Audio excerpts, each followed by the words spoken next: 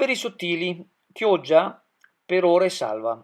Il tasso di inquinamento da PM10 registrato dall'ARPAV nelle scorse ore ha già comportato forti limitazioni del traffico in vaste porzioni del veneziano, nel sandonadese e nel milanese. Stop anche gli Euro 5, cioè la penultima generazione di autoveicoli.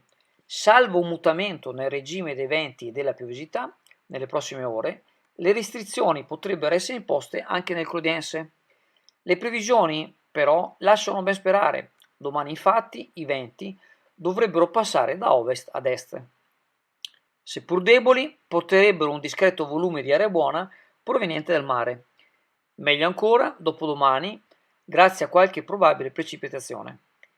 In caso di allerta arancio, la norma prescrive il divieto di circolazione dalle 8.30 alle 18.30 per i ciclomotori e motocicli Euro 0 e 1, autovetture ad uso proprio e veicoli commerciali alimentati a benzina Euro 0, 1 e 2, autovetture ad uso proprio alimentare a diesel Euro 0, 1, 2, 3, 4 e 5, veicoli commerciali classificati di categoria N1, N2, N3 alimentati a diesel Euro 0, 1, 2, 3 e 4.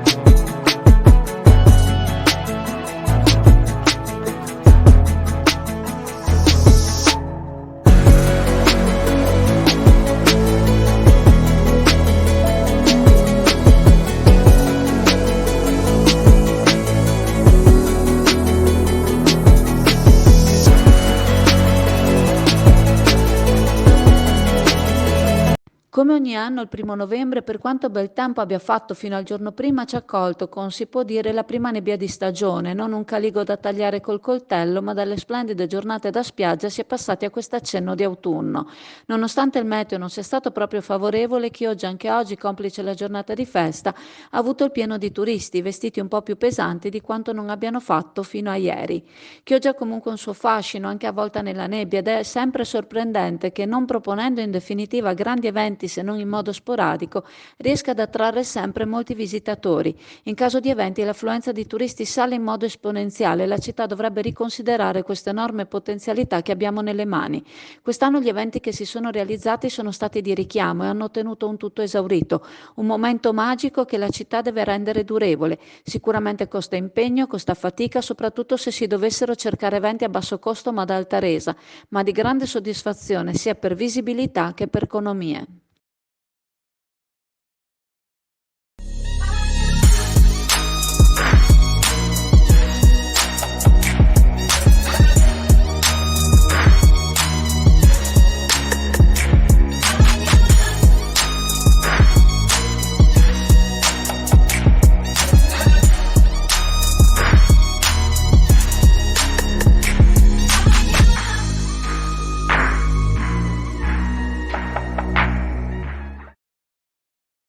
Identificare i vandali, scoprire chi abbandona rifiuti o inquina i corsi d'acqua, rintracciare chi non presta soccorso negli incidenti stradali, ricostruire i percorsi di fuga di chi abbia commesso un furto o una rapina. L'utilità della videosorveglianza ormai è fuori discussione. Moltissimi reati o abusi che, in assenza di telecamere, resterebbero impuniti e inspiegabili, proprio grazie ad esse possono essere scoperti e perseguiti. Succede anche a Chioggia, soprattutto in zone come Lusenzo o Rivavena, prima terra di nessuno e ora, dopo l'installazione delle telecamere, più sicuri per tutti. Tuttavia è chiaro che c'è un limite, cioè il numero degli occhi elettronici disponibili. Sorvegliare tutte le zone, tra virgolette, a rischio richiederebbe un numero di apparecchi che non sempre gli enti locali possono permettere per evidenti ragioni di costo. Una possibile soluzione a questo problema oggettivo la propone il comune di Musile di Piave, che ha lanciato una sorta di partnership per la sicurezza tra cittadini e istituzioni, invitando privati, titolari di attività e associazioni a comprare le telecamere, installarle in posizioni di cui si possano controllare anche spazi e aree pubbliche. Il comune, per parte sua, si farà carico della manutenzione degli impianti e della gestione dei server a cui le telecamere saranno collegate, con registrazioni consultabili solo dalle forze dell'ordine.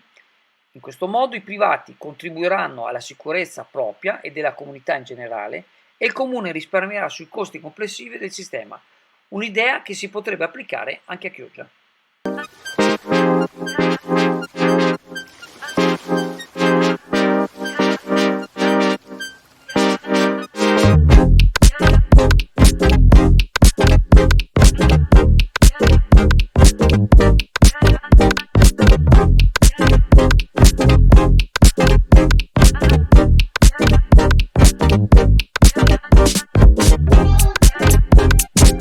Venerdì 4 novembre, giornata dell'Unità Nazionale delle Forze Armate del Combattente e del Decorato al Valor Militare, ci sarà una commemorazione in piazza Chioggia, la seconda del sindaco Mauro Armelao, che lo scorso anno l'ha presieduta per la prima volta. Il luogo di ritrovo sarà davanti il Palazzo Municipale, dove si raduneranno le autorità civili, militari e religiose alle 16:15, a seguire l'alzabandiere e la deposizione della corona d'alloro al monumento ai caduti. La Santa Messa sarà celebrata nella Basilica Minore Pontificia di San Giacomo Apostolo da Monsignor Vincenzo Tosello in suffragio ai caduti e per il bene della nazione. La banda musicale cittadina accompagnerà la cerimonia e l'amministrazione comunale invita tutti i cittadini ad esporre il tricolore. Vorremmo ricordare che nelle ultime occasioni poggiare la corona di alloro al monumento ai caduti, un gesto simbolico di grande importanza, è stato un gesto che non ha avuto la dignità che gli spetta. Prima una macchina parcheggiata proprio davanti al cancelletto a impedire il passaggio degli addetti con la corona e nell'occasione della giornata della legalità con il cancelletto che non si è potuto aprire per un qualche motivo, costringendo l'addetto a equilibrismi inaspettati. Ci auguriamo di non dover più filmare simili situazioni che non sono adeguate alla sacralità del momento. Allora, siamo alla CAM, c'è un'offerta eccezionale, ci sono questi gamberoni argentini o atlantici che vengono 11 euro al chilo, praticamente la scatola di 2 kg 22 euro. L'offerta vale fino al 31 dicembre, tra l'altro chi lo compra non è che deve spolgerarli tutti, ne può prendere anche una alla volta, sono bellissimi, sono selvatici, quindi non è che sono allevati, che ci siano cose strane, antibiotici o del genere, quindi è un prodotto ottimo, pieno di proteine, salubre e anche a un prezzo eccezionale, perché a questo prezzo non credo che lo trovate da altre parti.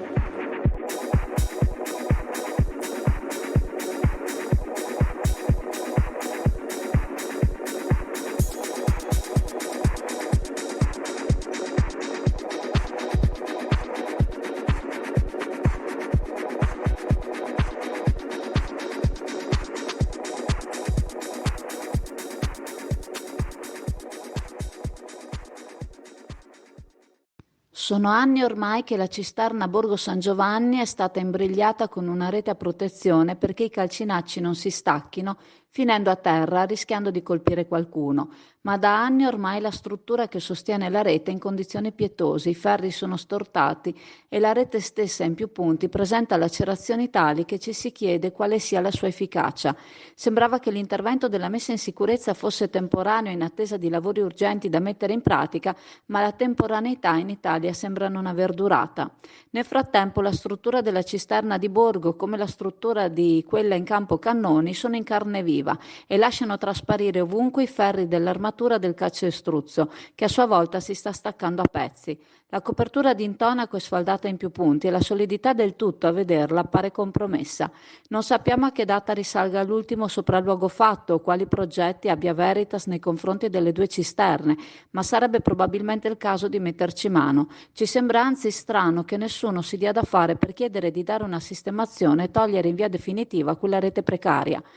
Le torri idriche fanno parte degli schemi acquedottistici, ma fanno anche parte del panorama cittadino, da salvaguardare in primis il funzionamento, ma anche dargli un giusto decoro.